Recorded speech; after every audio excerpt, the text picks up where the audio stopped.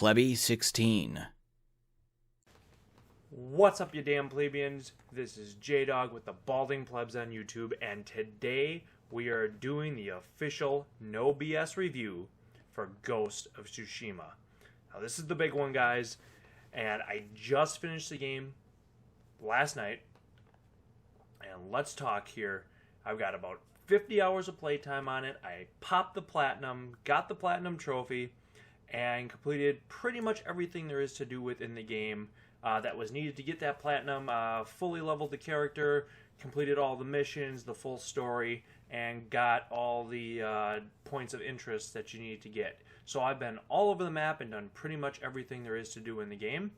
So let's get into this. Let's really break it down here, and let's talk about the Ghost of Tsushima and kind of my feelings after that full completion and getting that platinum trophy. A very, very awesome achievement, and probably one of my one of the platinums I'm most proud of that I've gotten.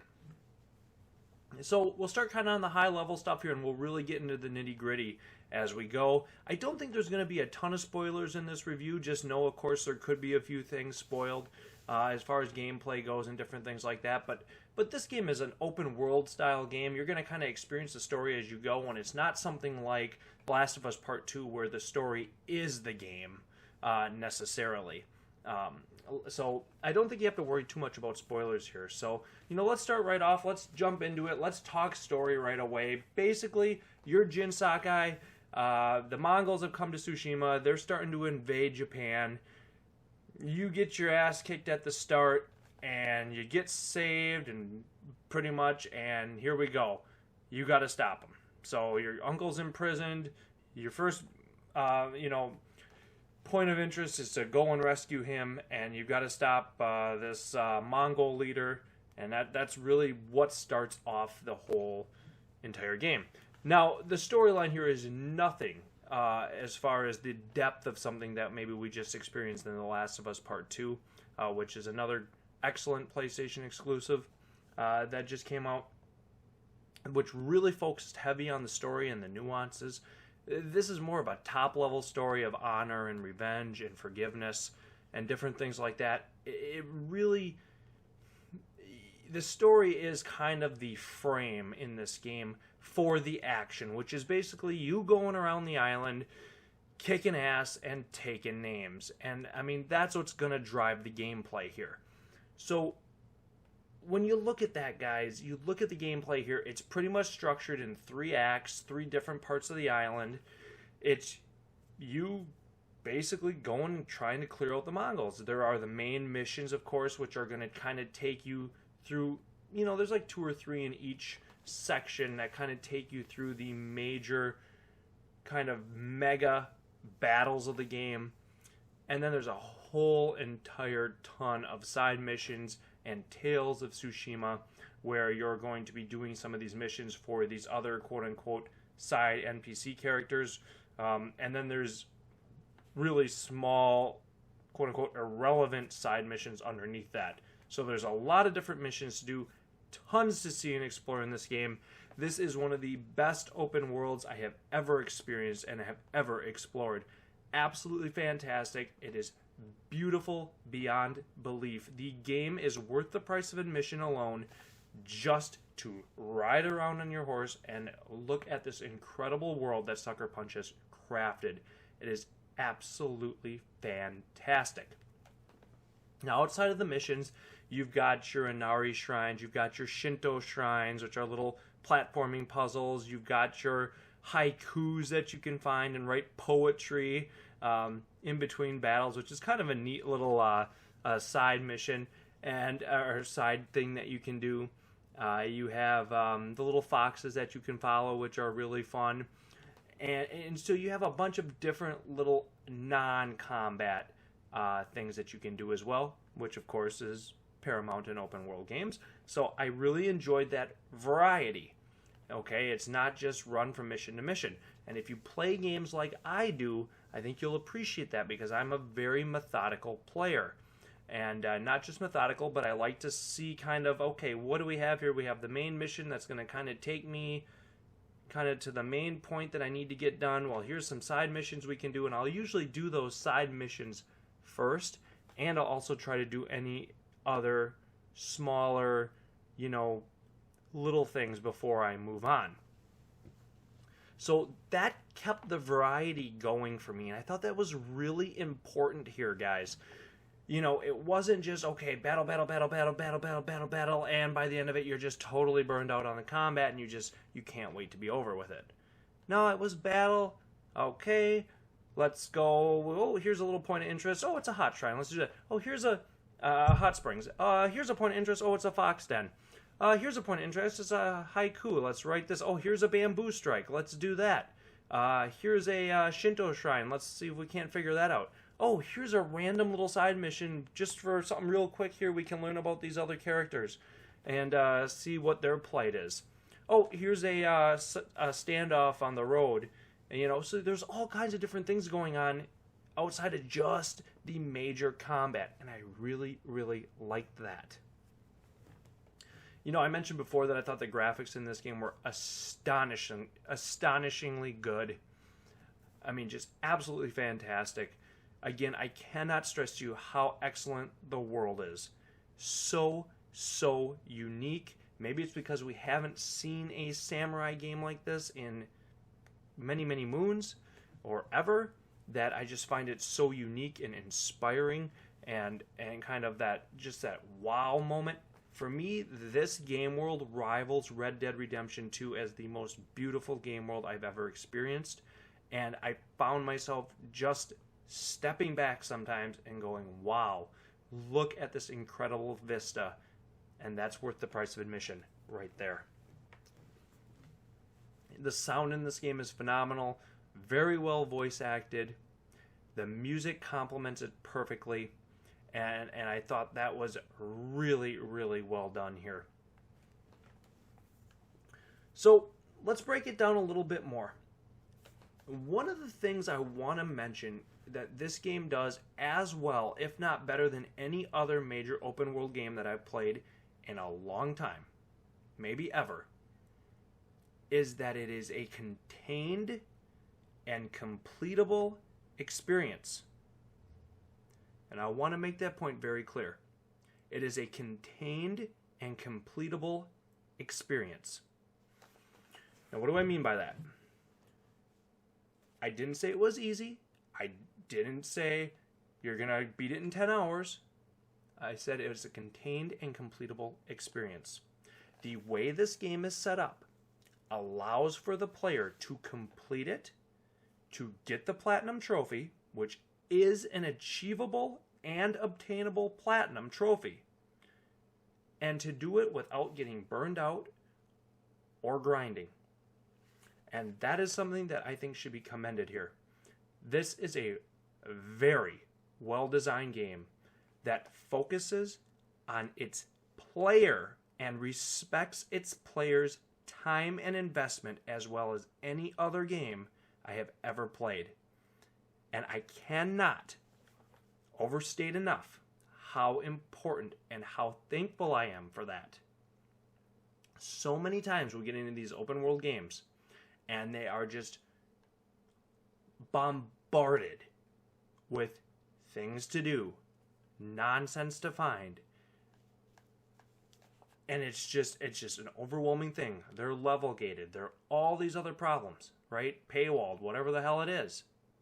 Okay? That makes them a chore and quickly burns me out on them. Okay? Not in this game. Nothing in this game was a chore. Okay? I never felt that I was being put in a position where I was not able to succeed or not able to progress. And for a 50-hour campaign or a 50-hour playthrough to get the platinum, I think that is a remarkable achievement and probably one of the most impressive things about this game. I always felt that I could come into the Ghost of Tsushima, load it up, load into the game, and do something positive, do something progressive for my character that would work toward the end goal of completing the game. You guys know that I'm a completionist. I like to feel that I got my money's worth out of the game. I suppose if you want to buy this and just absolutely blitz the main storyline and put it on easy mode and do it, I guess you can do it. I played through it on normal mode. There's harder difficulties. There's a lethal mode that they added. But I want to play through the game. I want to do the missions. I want to find everything that I can find. And I want to not be put in a position where finding those things is a 2-hour find the needle in the haystack sort of, impossible task. And I never felt that way here. The map is very, easy to use. You can pinpoint your what you want to find or where you want to go. You use the guiding wind to get there. It is the coolest, quote-unquote, mini-map in an open-world game that I've ever seen. Everything about this game keeps you playing. It keeps you invested in the actual playing of the game. You spend very little time staring at maps, very little time looking at mini-maps, no time looking at mini-maps, in fact. And you are very focused on going from point A to point B, getting something done, something positive and progressive done, and then moving on to the next thing. This may not work for everyone, but it certainly worked for me. This game respects the player's time and investment more than any other that I have played, and I thoroughly, thoroughly appreciate that. I love how the guiding wind works as the mini-map. When you select a little area, the wind blows and shows you which way to ride your horse. What a cool inclusion. So that I'm not sitting there staring in the corner of the screen at the mini-map while I try to just direct my horse there. Right? Sometimes you're in an area and all of a sudden a little bird chirps and starts leading you off to another point of interest. Again, what a neat, organic way to show you, the player, where you should go. I really liked that innovation. It's a subtle thing, guys, but it makes a huge difference in keeping the player immersed in the world. And Sucker Punch did a phenomenal job here. I also want to talk about the fast travel system here. This is the best fast travel system I've ever seen. Because you don't only have the option to fast travel to cities or towns or major, destinations.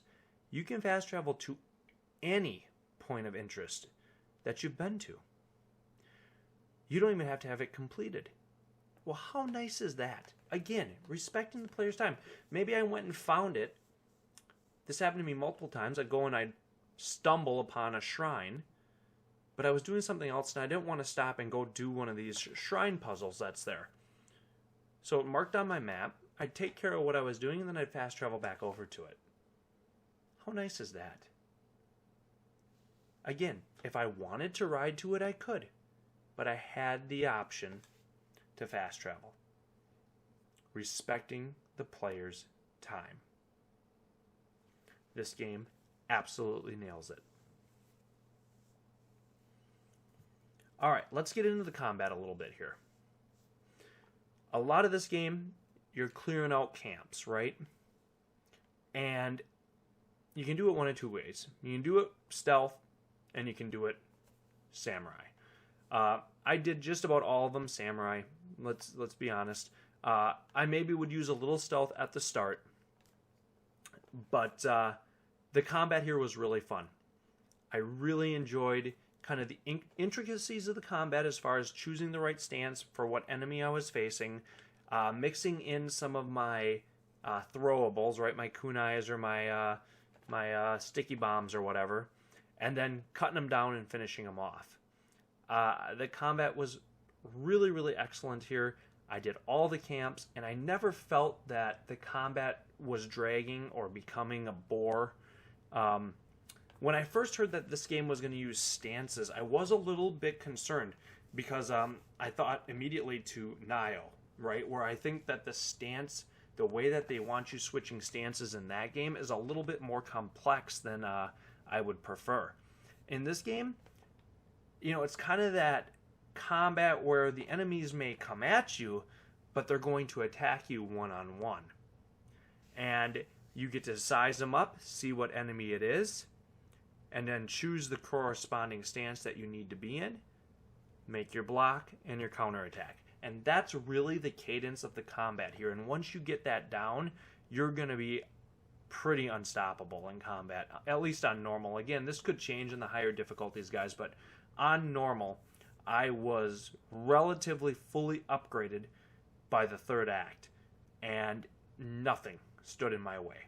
I would walk into the camps, right down the middle, stand them off, 5 guys dead, hit the ghost meter, 3 more dead. You'd have 8 guys literally dead in these camps before anybody knew you were there. It was kind of a little bit of a power fantasy. Maybe at times a little bit more than I wanted, and that's kind of where we'll get into my discussion on wishing there was some sort of New Game Plus or something, because I definitely felt a little overpowered here by the third act, where when I got into combat, it was just like cutting people's arms off and just taking care of business.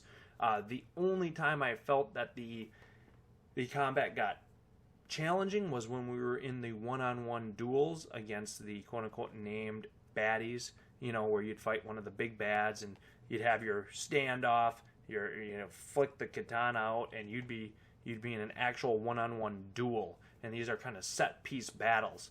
Super intense, big fight feel. Oh, loved them. It would be awesome to add a boss rush mode or a dual rush mode to this game. Hint, hint, guys. A dual rush mode or something where you could see how many of the duels you could complete in succession. So, really, really neat idea there. I love the duels in this game. I searched them out, and I couldn't wait to get to the next one because they were just everything you wanted in the combat. That big fight feel, that one-on-one battle to the death, and it was very, very intense. And then those enemies all had kind of different, some unblockable attacks and some, different attacks that they put into the mix that really kept you on your toes. So I really liked it. And I liked the way that they use the stances in this game, where you'd see the enemy, you'd switch to the right stance, and that would kind of be what you needed to do to succeed. I thought that they didn't overdo the stances here, where it was like it took away from the actual combat and made you like so concerned about what stance you were in that the combat became second nature, or became an afterthought. But it was just another little thing that you thought about that kind of kept the combat just interesting enough to carry you through all 50 hours without kind of dragging.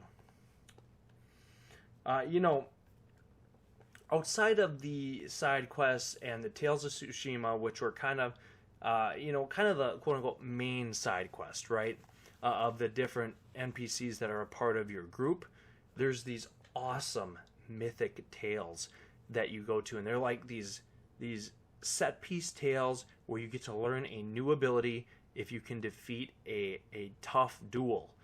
What an awesome side mission sequence these are.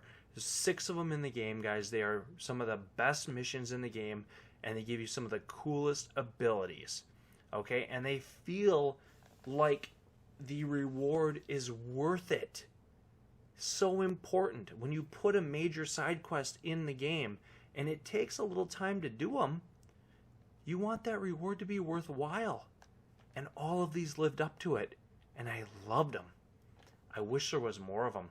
It would have been so cool at the end of this game if there was a couple more mythic tales that you could have found after the fact and had some big duels to get some of these really neat end game pieces. That I feel is a little bit of a missed opportunity here, and we'll talk about that in a bit. But doing these mythic tales is one of the best parts of this game. So if you get this, there's going to be 6 of them in the game. They're a must do. I don't really know what else there is to say I mean, I enjoyed the living hell out of this game. Played it every day since it came out, whether it was for an hour a day or 6 hours a day. I totally immersed in it, going from point to point and taking care of, really wanting to liberate that island, feeling fairly invested in Jin's overall mission, and especially towards the third act here, guys. That storyline really comes full circle, especially the end of the second act and through that third act. And the very ending, really intense. You get to make a major decision in the game, which really I thought was well done emotionally and thematically. I really, really liked it, and really kind of put one of those memorable moments in the game that you're going to remember, you're going to talk about, and you're going to remember that moment in your gaming career, so to speak. So I really, really liked the final third of this game from a thematic standpoint and from a storytelling standpoint. I thought it was very, very well done. All right, there are a few cons, though, that I do want to discuss, and a lot of them, I think, revolve around the fact that, in a way, the con comes from the pro, right? The pro here is when I finished this game, when I popped that platinum, and I was sitting there and I was watching that platinum flash on the screen, I was thinking, fuck, I'm done. I want more. And it's kind of one of those situations where it's not like, oh, this was a relief, throw the controller down and turn it off. I was like, damn, am I really done with this? I want more. Like, I got the shakes, man. I want to get in. I want something more here.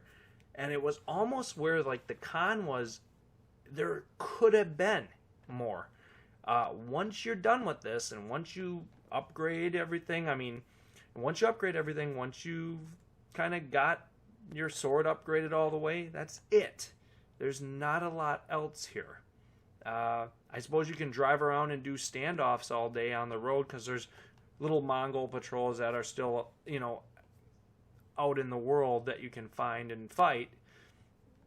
But kind of useless when you've got the platinum trophy and you've collected everything that you need to collect and there's not really a lot else to do. So that, for me, is probably the biggest con here, is no New Game Plus mode. There is a lethal mode that they added for, kind of one-hit kill combat, but it'd be awesome if you could do a New Game Plus on lethal mode and take your abilities and your sword with you. That'd be kind of neat. I would be in on that like crazy. So why that option isn't present, I'm not 100% certain, to be honest with you. Or, they could create a New Game Plus mode, add 2 or 3 more levels to your sword, 1 or 2 new sets of armor, something like that, or let you upgrade each armor set another 1 or 2 tiers. Anything like that to give this game a little bit more longevity, since there isn't a online component, or there isn't really any reason to play it once you're done with it. Just keep that in mind. I'm not sure if there's DLC planned for this, but as it stands, when you're done, you're done. So you're going to get your 40 to 50 hours out of it, assuming you want to do everything and pop the platinum. That's what you're going to get. Also, you look at it, one of the big misses I thought here was you got the outfit, helmet, mask, and armor. All your abilities are contained in the armor. Okay, you've got 6 slots for charms that you can use with your you put on. And then you have your armor, which gives you a bunch of abilities, especially when they're fully upgraded. Which, if you do everything, you're going to be able to upgrade all your armor sets in the game. And then you have a mask and a helmet, which are just cosmetic. They do nothing. They add nothing.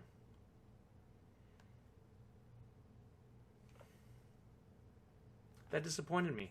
It would have been cool to have something. They don't have to be tons of abilities. They don't have to be, game-breaking abilities or anything. But it would have been cool to have some masks or some helmets, some really special ones that you'd find, actually, you know, give you something.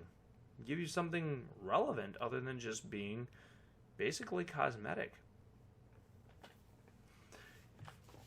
Outside of the main missions, you know, you have the side missions, the Tales of Tsushima, and then you have, which are, a lot of them are for kind of your main NPCs, and then of course you have the really excellent Mythic Tales, and then you have some lower level side quests that, you know, you're gonna do because you want to do them and they help get you to the Platinum Trophy, but outside of that, they weren't super memorable. A lot of the missions in this game, guys, this is a little bit of a negative here.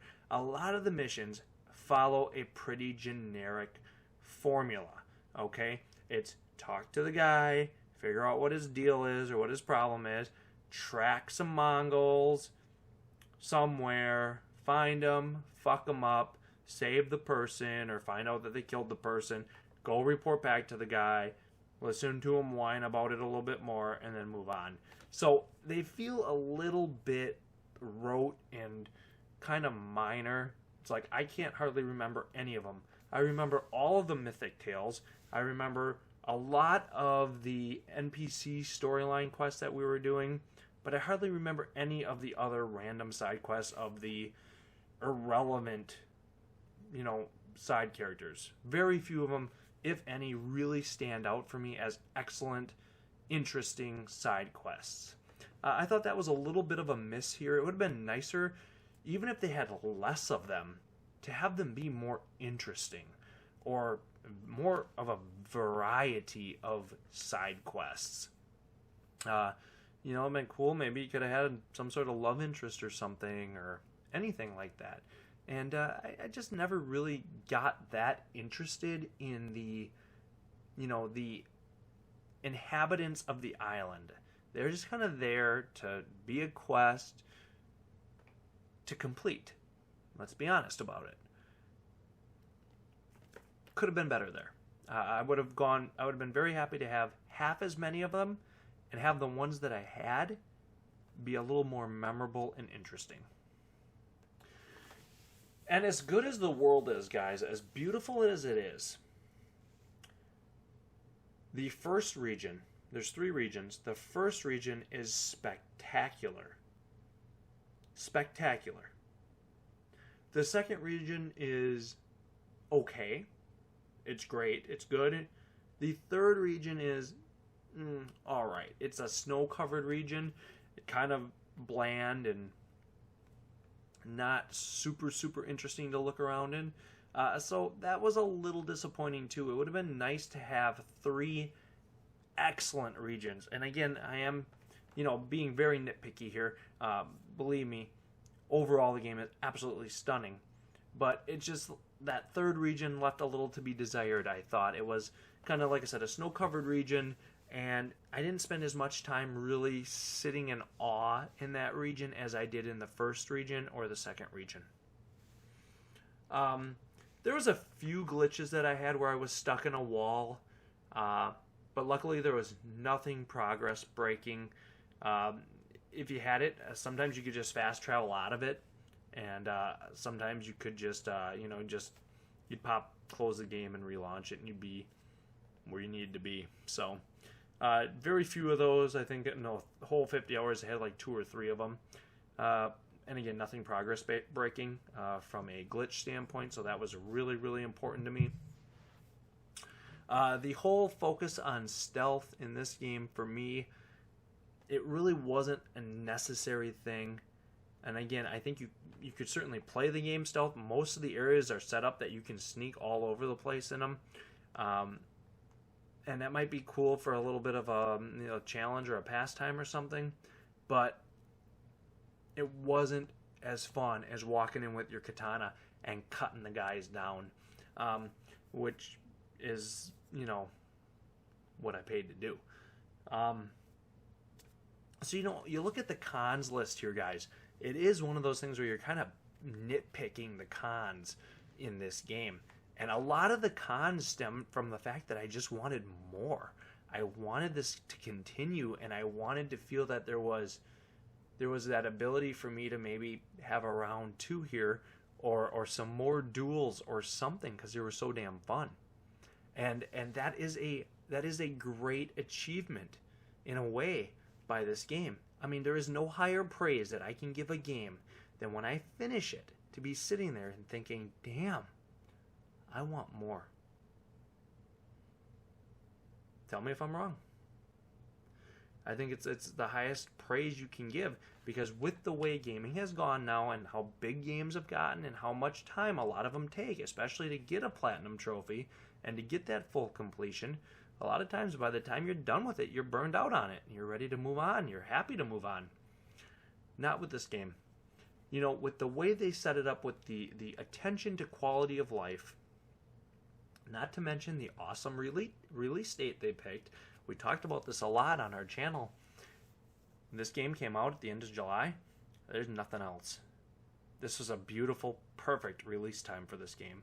I mean, you've got Cyberpunk in November, but until then, you don't really have a lot else on the calendar. What a nice time for this. I mean, you can really devote your time here. You don't have competing interests, especially for you guys that are like us, that are just big-time gamers that want to play all the top games that come out. This really released at a nice time. And I'm thankful for that, because I could put every gaming moment that I had into this, and I really didn't have to split my time between this and any other game. At the end of the day, guys, I wanted more out of this, you know? And that, I'm saying that in a positive way. I wanted to keep playing. I wanted more to do. I wanted more duels. I want a new game plus. I want a DLC for this. I'll happily pay for it. I mean, this was that much fun. This was that excellent that I would love to continue my journey here. Look, for me, this is the bona fide frontrunner for Game of the Year. Okay, there's just no question about it. You know, the cons here are very minor. This is a 9.5 out of 10. Easily Game of the Year frontrunner. It is not as strong in the story department as The Last of Us Part 2. But the gameplay more than makes up for it. And the story is very good and very fair and very, you know, sufficient to carry you through the gameplay. This is a $60 game. It's absolutely worth it at that price. It's the best PlayStation 4 exclusive since Spider-Man by far. It's an absolute buy at any price. If you pick this up at $60, you're good. If you pick it up on sale, it's a must. It's an absolute must play. 9.5 out of 10. Game of the Year frontrunner. Cyberpunk, if it's going to dethrone it, has a lot to live up to. If it's going to have a chance to dethrone this, you know, I don't know what else to say. Go buy the damn thing and play it. You're going to have fun. I enjoyed every minute of my 50 hours of playthrough with it, and that is something I can rarely say for single-player open-world games. Usually after 20 to 30 hours, I'm burned out and done with it. This was a phenomenal experience and is the best thing you can buy on PS4 this year so far. I'd love to know what you guys got to say and what you guys think. Hit me up down in the comments. Questions about it, I'll do my best to answer. I want to know what you got to say. If you played this, let me know your thoughts on it and where you stand on Ghost of Tsushima. Again, this has been Jdog for the Balding Plebs. Ghost of Tsushima, your frontrunner for Game of the Year. You're welcome.